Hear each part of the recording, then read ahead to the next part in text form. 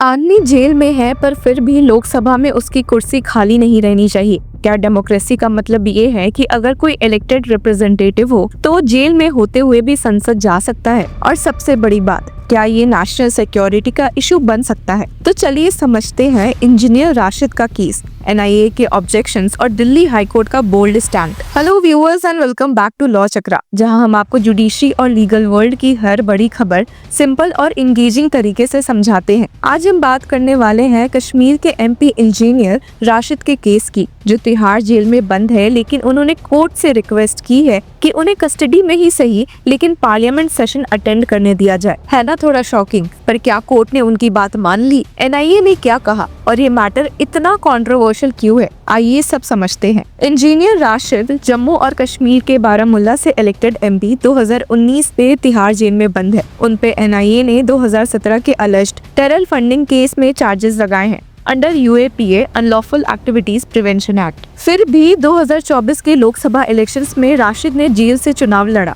और जीत भी गए। जी हाँ, आपने सही सुना। फरवरी में उन्हें 2 दिन के लिए कस्टडी पैरोल भी मिला था ताकि वो पार्लियामेंट जा सके, और शायद इसी वजह से अब उन्होंने दोबारा रिक्वेस्ट की है कि 4 अप्रैल तक जो पार्लियामेंट का सेकेंड पार्ट चल रहा है उसमें उन्हें शामिल होने दिया जाए, कस्टडी में ही सही। दिल्ली हाई कोर्ट के division bench justices Chandradhari Singh और अनूप जयराम भंबानी ने इस प्ली पर सुनवाई की। सीनियर एडवोकेट एन हरिहरन ने राशिद की ओर से आर्ग्यू किया, हम बेल नहीं मांग रहे, हम कस्टडी पैरोल भी नहीं मांग रहे, सिर्फ इतनी इजाजत चाहिए कि राशिद जी पार्लियामेंट अटेंड कर सके विद फुल पुलिस एस्कॉर्ट। तो यहाँ पर एनआईए का जवाब क्या था? उन्होंने तुरंत एक पलट जवाब देते हुए स्टेट किया कि एलिगेशन सीरियस है, राशिद पार्लियामेंट में कुछ भी कह सकते हैं जो देश की सिक्योरिटी के लिए खतरा बन सकता है। तो यहाँ पर आता है जस्टिस भंबानी की एकदम फायरी रिस्पॉन्स, जिसमें उन्होंने कहा कि आप कोर्ट को अंडर एस्टिमेट ना करें। He stated, let's not see ghost that he will do this inside parliament, he'll do that. He will be in our custody. We have long enough arms and our arms are strong enough to keep him online. I speak for myself. I am not worried that he won't obey the law. Is he not controlled by speaker? You are saying that not only are courts powerless, but the speaker is also powerless. जिसके साथ ही justice भंबानी ने clear किया कि राशिद अभी भी custody में रहेंगे, उनके साथ जेल ऑफिसर्स होंगे पार्लियामेंट के अंदर भी अगर स्पीकर इजाजत दे। इतना सब होने के बाद आखिर प्रॉब्लम क्या है? और जब एनआईए ने कह दिया कि ये वर्चुअली बेल जैसा हो जाएगा, तो कोर्ट ने काफी शार्प कमेंट दिया। कोर्ट ने स्टेट किया कि क्या अंडर ट्रायल्स को इलेक्शंस लड़ने से रोकना चाहिए? अगर उन्होंने चुनाव लड़ लिया, जीत भी गए, तो उनका डेमोक्रेटिक राइट क्या सस्पेंड कर दे? यहाँ एक फंडामेंटल सवाल उठा था कि क्या किसी इलेक्टेड रिप्रेजेंटेटिव को सिर्फ इसलिए अपने लोगों के लिए काम करने से रोका जा सकता है क्योंकि उन पे केस है, जब तक उनका क्राइम प्रूव नहीं होता? प्रिजम्पशन ऑफ इनोसेंस का प्रिंसिपल लागू होता है। कोर्ट ने एनआईए को काफी डांटा कि फियर साइकोसिस क्रिएट मत करो। The court stated, be confident of the courts power, speaker की अथॉरिटी पे भरोसा रखो। राशिद अगर कुछ गलत करेंगे तो नेक्स्ट टाइम कस्टडी परमिशन नहीं मिलेगी। जस्टिस सिंह ने भी कॉशन दिया,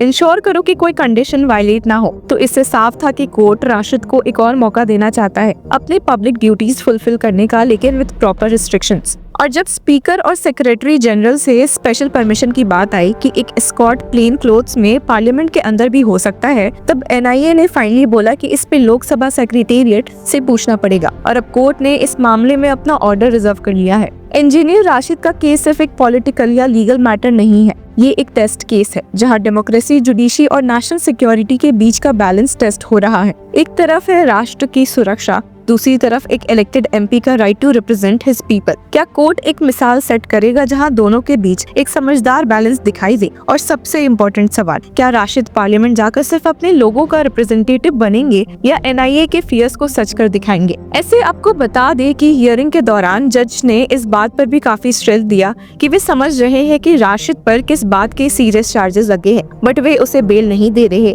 और न ही उसने खुद बेल की डिमांड की है। Justice Bhambani stated, we don't for a moment undermine the seriousness of allegations against him. Be sure of that. Where is the question? National security is above everything. You say don't bring him out, he is going to do this, he will do that, or don't bring him to Patiala Court or Rouse Avenue District Court. That's not an answer. पर जब NIA की council उन्हें बार-बार interject कर रहे थे, तो justice भंबानी ने गुस्से में स्टेट किया, Then as a matter of law, under trial should be prevented from contesting elections. That's not the law, and it's correct that it's not the law. A simple FIR somewhere somewhere and the person will be disqualified from contesting elections. Law is justified and sound. NIA के इतने डर के बाद कि Rashid parliament में कुछ कर ही देंगे, सिक्योरिटी वहाँ की हैम्पर हो जाएगी, कोर्ट ने उन्हें समझाने की कोशिश की कि वे ना ही कोर्ट की पावर या स्पीकर की पावर को कमजोर समझे. Justice Bhambani stated, "There is a concept of sending someone outside prison while still being in custody. When you say that Section 43D subsection 5 of UAPA, we are not granting him bail. He is in custody. We are sending our officers with him throughout except where they are not allowed. It is within the confines of the highest temple of democracy inside parliament. Don't undermine the position and power of the speaker and the secretary general to enforce discipline within the parliament. You see, he will not be in control." How? आपका क्या कहना है? तो viewers, इस पूरे मामले में आपका क्या कहना है? क्या ऐसे अंडर ट्रायल एमपीज को पार्लियामेंट में जाने की परमिशन मिलनी चाहिए? क्या कोर्ट का स्टैंड सही है या आप एनआईए के फियर्स से सहमत है? कमेंट सेक्शन में अपनी राय जरूर दें और तब तक के लिए कीप फॉलोइंग लॉ चक्रा।